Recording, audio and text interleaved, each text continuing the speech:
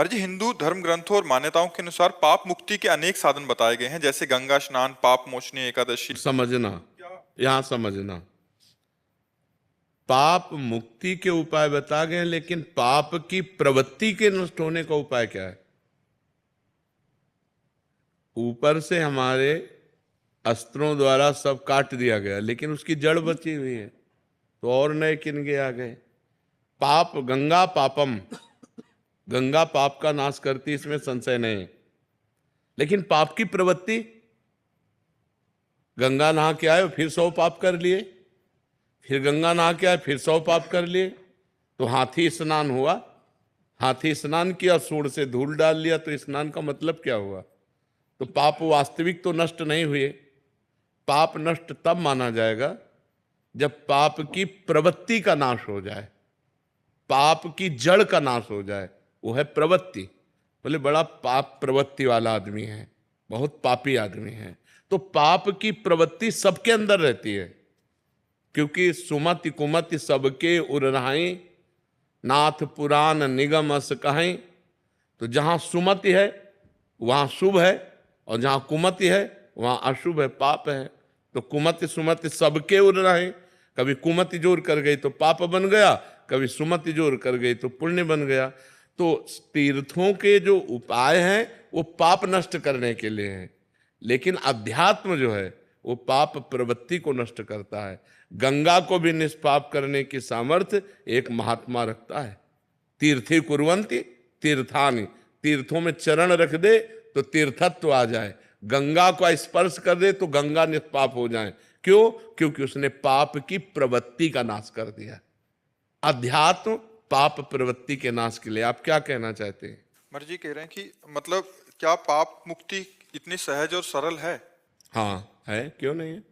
रुई का ढेर पहाड़ लगा हो, एक दिया सलाई काफी है, छोटी सी चिंगारी काफी है।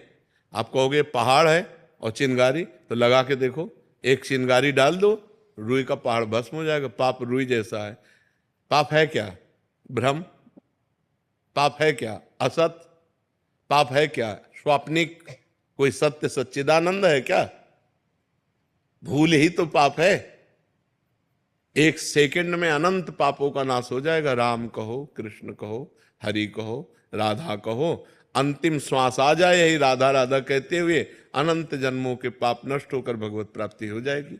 अजामिल ने पुत्र के बहाने से नारायण पुकारा तो भगवत पार्षद आ गए और उसको परम पद की प्राप्ति हुई।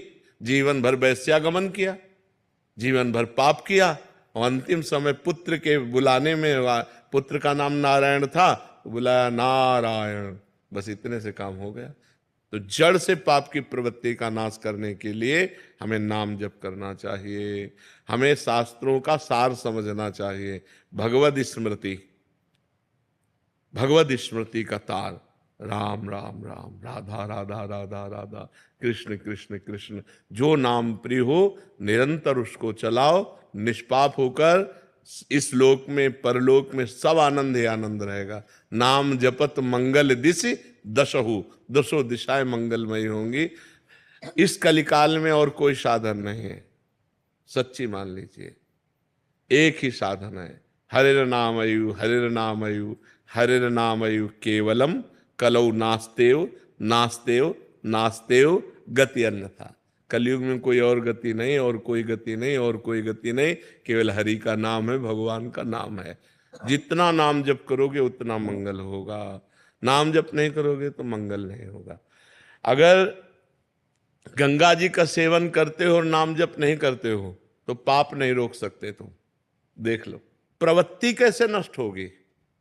गंगा जी से पाप प्रवृत्ति नष्ट नहीं होती, पाप प्रवृत्ति नष्ट होती भगवान के सुमिरन से, जिनके चरणों से गंगा जी निकली। गंगा जी कौन है? भगवान का चरणामृत। गांगम वारि मनोहारि मुरारि चरणच्युतम त्रिपुरारि शिरश्चारि। जो गंगा जी हैं वो भगवान श्री हरि का चरणामृत है। वामन अवतार में जब भगवान ने अपना चरण बढ़ाया, ब्रह्मलोक गया, तो ब्रह्मलोक में ब्रह्मा जी ने जब चरण की अगवानी करके प्रक्षालन किया और अपने कमंडल में डाला, तो वही भागीरथी गंगा जी हुई। भगीरथ लाए इसलिए भागीरथी कहा गया। तो हमें चाहिए भगवान का नाम स्मरण करते हुए तीर्थ अवगाहन करें, या खेती किसानी करें, या व्यापार करें, या नौकरी करें, वो सब समान है। अगर हम धर्म से किसानी करते हैं, धर्म से व्यापार करते हैं और नाम जप करते हैं, तो बिना गंगा नहाए भी भगवत प्राप्ति हो जाएगी। और गंगा नहाते हैं और मनमानी आचरण करते हैं, पाप करते हैं, तो गंगा नहाते हुए भी आपको नरक जाना पड़ेगा। पक्की बात समझ लो। चाहे जितने तीर्थ हैं वो सब तीर्थपाद भगवान के हैं। बिना भगवान का स्मरण किए हुए जीव का परम कल्याण नहीं हो सकता। हाँ, भगवान का स्मरण करते हुए गंगा स्नान करे, लाखों गुना पुण्य बढ़ करके प्राप्त होगा। अगर भगवान का स्मरण नहीं तो प्रपंच की बात की, गोता लगाया और चले गए। चिंतन नहीं है, चिंतन का खास बात है, चिंतन की खास। देखो, ये बड़े बड़ों से गलती होती है। नलकूबर मणिग्रीव कुबेर के पुत्र हैं और देवगंगा अलकनंदा में मदिरा पान करके अप्सराओं के साथ नंगे खड़े थे। तभी देवर्षि नारद जी ने जब देखा तो बहुत गुस्सा आई और कहा, तुम कुबेर के पुत्र होकर इस तरह अभद्र व्यवहार करते हो, वृक्ष की तरह ऐसे खड़े, जाओ मैं तुम्हें शाप देता हूं, वृक्ष हो जाओ, वृक्ष योनि को प्राप्त हो। तो जब वो चरणों में गिरे तो उनका वृक्ष तो बनो पर नंदालय के बनो। तो वही यमलार्जुन के रूप में ब्रज में हमारे प्रकट हुए आकर के। तो जब भगवान श्री कृष्ण को ओखली बंधन लीला हुई तो वही ओखली घसीट कर दोनों वृक्षों के बीच में लगा के उखाड़ करके उनका उद्धार कर दिया। तो अगर भजन नहीं है तो कुबेर के पुत्र हैं, देवताओं में श्रेष्ठ कुबेर जी हैं, उनके पुत्र हैं, लेकिन कितना गलत काम कर रहे हैं। धनाध्यक्ष कुबेर के पुत्र होते हुए भी गंगा जी में नंगे खड़े होकर शराब पीकर अप्सराओं के साथ उद्दंडता, तभी तो देवर्षि नारद जी ने शाप दिया था। तो आप समझो कि अगर आप गंगा जी का सेवन करते हो तो आपके आचरण भी पवित्र होने चाहिए।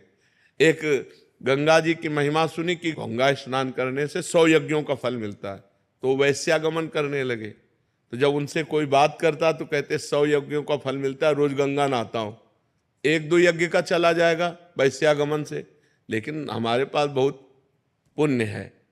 तो गंगा जी एक दिन उसको ज्ञान देने के लिए बालिका के रूप में एक सफेद कपड़ा लेकर बार बार गंगा जल में डुबोती और फिर ऐसे बालू में गंदा कर देती, फिर गंगा जल में डुबोती। अब वो स्नान करने के लिए गए तो उन्होंने देखा, कहा, ए लड़की, जब तुझे गंदा करना है तो साफ क्यों करती है, और जो साफ करना है तो गंदा क्यों करती है। तो उस समय कपड़ा गंदा ही था। तो उनका, देख तेरी दुर्दशा यही है, जब तू वैश्यागमन करता है तो गंगा स्नान क्यों करता है, और जब गंगा स्नान करता है तो वैश्यागमन क्यों, तेरी दुर्गति होगी। जैसे कपड़ा इस समय गंदा ही है, ऐसे तेरी दुर्गति होगी, तू नरक को प्राप्त होगा। ये मत सोच कि तू ये गंगा स्नान का फल प्राप्त करेगा, 100 यज्ञ कर्ता का फल, और 1-2 यज्ञ का फल चला जाए, तू नरक जाएगा, क्योंकि तू पाप कर रहा है। तो गंगा स्नान का मतलब है आपकी बुद्धि शुद्ध हो, आपकी पाप प्रवृत्ति नष्ट हो, आपका भगवत स्मरण बने, आपके गलत आचरण रुके, तभी इन तीर्थों के अवगाहन का फल है। ये लोग तीर्थों में जाते हैं, तीर्थों का आनंद लेने थोड़ी जाते हैं, मनोरंजन करने जाते हैं।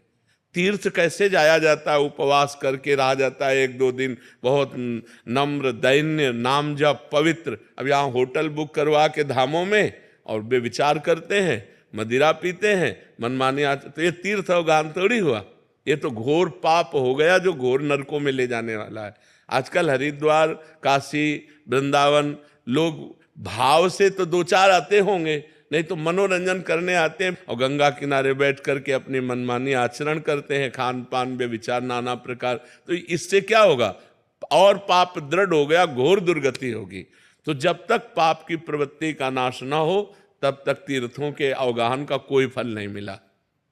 इसीलिए भगवान ने कहा है, जो तुम्हारा प्रश्न बहुत सावधानी से सुनना, व्रतांसि यज्ञ छंदांसि तीर्था नियमा यमा यथा वरुंधेत सत्संगा सर्वसंगोपहम। मेरे को वश में करने के लिए तीर्थ अवगाहन, व्रत, नियम, धर्म, ये सब में एक ही बात है, महापुरुषों का संग। क्योंकि संत संग से प्रवृत्ति जो हमारी गलत है वो त्याग हो जाती है, पाप की प्रवृत्ति का नाश। अब आप एकादशी रहते हो, मनमानी आचरण करते हैं तो आपकी दुर्गति होगी। आप तीर्थयाटन करते हैं, आप गृहस्थ धर्म का पालन करते हैं, आप और भी सब, लेकिन मनमानी आचरण करते हैं, पाप करते हैं, तो आपकी दुर्गति होगी। तो सत्संग के द्वारा बुद्धि का भगवान में लग जाना, इससे बड़ा कोई का फल नहीं है। भगवान शंकर जी कहते हैं, उमा संत समागम सम न लाभ कछुआन। क्यों? क्योंकि उससे हमारी बुद्धि का परिवर्तन होता है।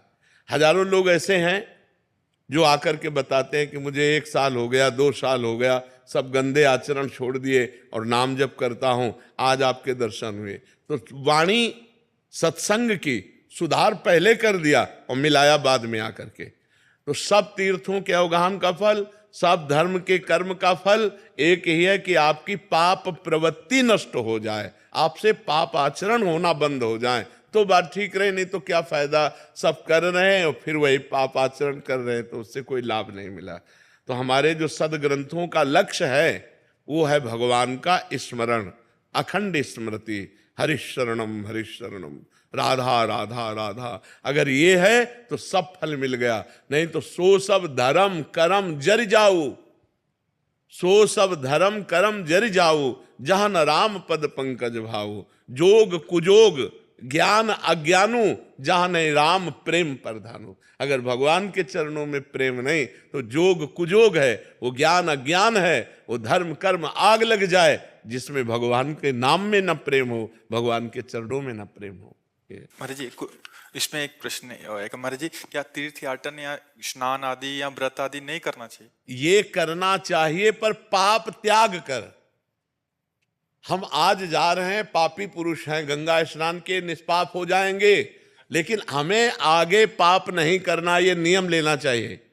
हम हरिद्वार जा रहे हैं तो नियम लेना चाहिए, आज से हम पाप नहीं करेंगे। अगर आप हरिद्वार जा रहे हैं, गंगा स्नान कर रहे हैं, अपने पाप आचरण नहीं रोक रहे, तो आपको लाभ क्या मिला गंगा स्नान का? आपको वहां जाने का फल क्या मिला? वैसे ही कि वैसे गंदे तो बने हो, वही गंदे आचरण कर रहे हो। लाभ तो जब आपका परिवर्तन हो। इसीलिए सर्वश्रेष्ठ स्नान सत्संग है। अगर सत्संग रूपी गंगा में गोते लगा लिए, ज्ञान गंगा में गोते लगा लिए, तो फिर आप निष्पाप हो गए, पाप की प्रवृत्ति का नाश हो जाता है। इसलिए तीर्थों का जाना मना नहीं है, लेकिन तीर्थों में मनमानी करना मना है।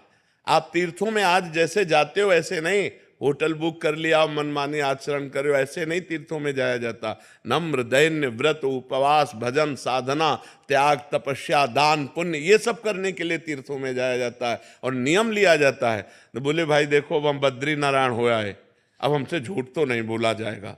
पुराने लोग थे कि भाई हम केदारनाथ हुआ है, बद्रीनाथ हुआ है, अब हम झूठ नहीं बोल सकते क्योंकि हम बद्री नारायण के दर्शन कराए। लोग पहले नियम, देखो हम गंगा नहा के आ रहे हैं, हम झूठ नहीं बोल सकते, हम पाप नहीं कर सकते अब क्योंकि हमने गंगा स्नान कर लिया। ये है तीर्थों के फल का, अवगाहन का फल है हमारे आचरण सुधर जाए, हमारा चिंतन सुधर जाए। नहीं तो फायदा क्या हुआ, हमें बताओ, फायदा क्या हुआ? आप गंगा नहा के आए फिर वही पाप कर रहे हैं, तो फायदा क्या हुआ? गंगा स्नान का लाभ क्या मिला? गंगा स्नान का मतलब क्या हुआ? वो तो पानी में तुमने गोते लगाया, गंगा स्नान कहाँ किया? अगर गंगा स्नान किए होते तो तुम्हारी भावना बदल जाती कि मैं गंगा जी का सेवन करके आ रहा हूँ, आज के बाद कोई पाप नहीं करूँगा, आज के बाद कोई गंदी बात नहीं करूँगा। वही जीवन सबके बदल। देखो यहाँ धाम आए हो भगवान के, जहाँ करोड़ों गंगा जी समानता नहीं कर सकती, क्योंकि जिनके चरणों से गंगा जी निकली वो स्वयं यहाँ प्रकट हुए, यहाँ खेले, यहाँ उनकी चरण रज, यहाँ उनका संपूर्ण जीवन भगवान का बाल लीला तो भगवान की ही संपूर्ण हुई ना। भगवान का वृंदावन धाम है, यहाँ आकर कितना लाभ लोग लेते हैं। बिहारी जी तो ऐसे ऐसे कर गए, उनके चिंतन में चल रहा है ये खाए वो खाए वो खाए, धाम का आनंद ले रहे हैं क्या?